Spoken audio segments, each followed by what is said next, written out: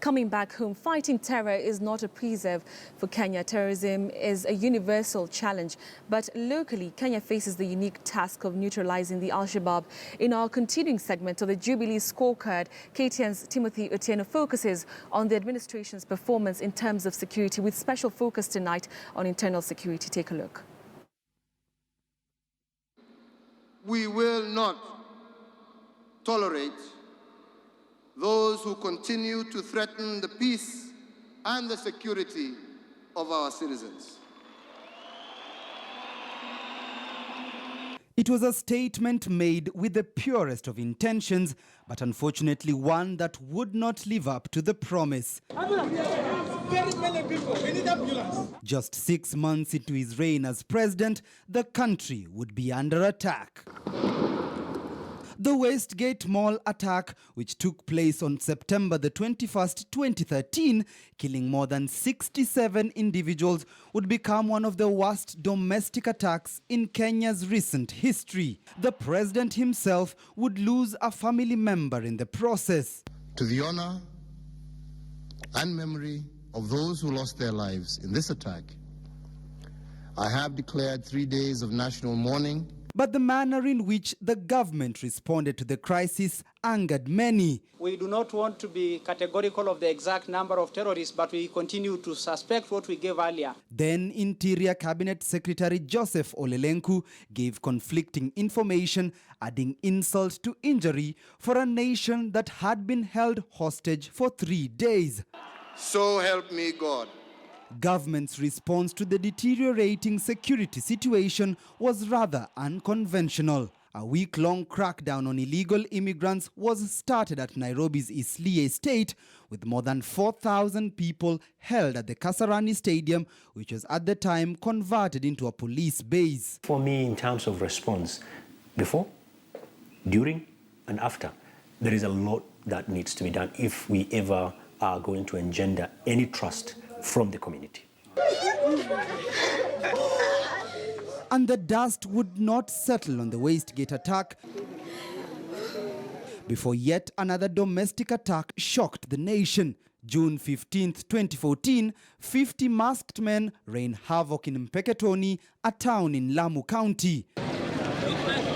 By the time the 2-day siege had ended, more than 60 lives had been lost. And the president would shock many when he said Al-Shabaab were not the masterminds, despite the fact that they had released a YouTube video claiming responsibility. Was well planned, orchestrated, and politically motivated ethnic violence against the Kenyan community, with the intention of profiling and evicting them for political reasons. And then came the Garissa University attack, the worst ever attack instigated on Kenyan soil. 7 hours of gun battle and intense military operation would leave 148 people dead, many of them innocent students. Security analyst Abdullahi Boru says those 3 major incidences alone spelled doom for an administration that had talked tough on terror. I mean, how can you tell the country that it's the mattress when everybody is seeing this live on television? It's not.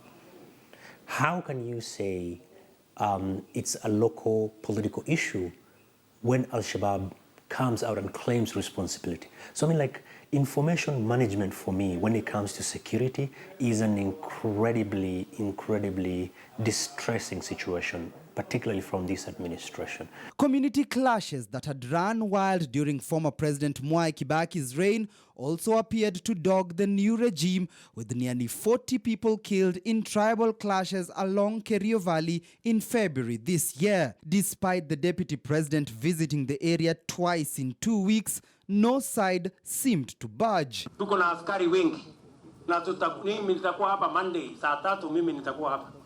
Tukubaliane hii mambo ya usalama hapa, munieleze vizuri.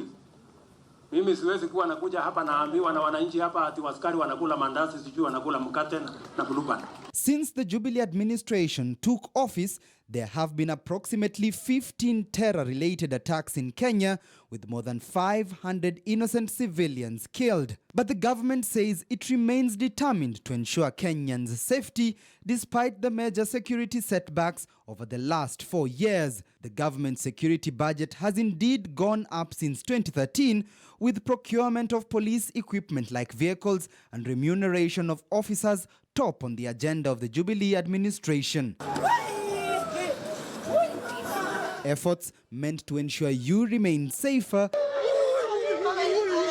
in an environment that seemingly struggles to accommodate peace. Timothy Otieno, KTN News.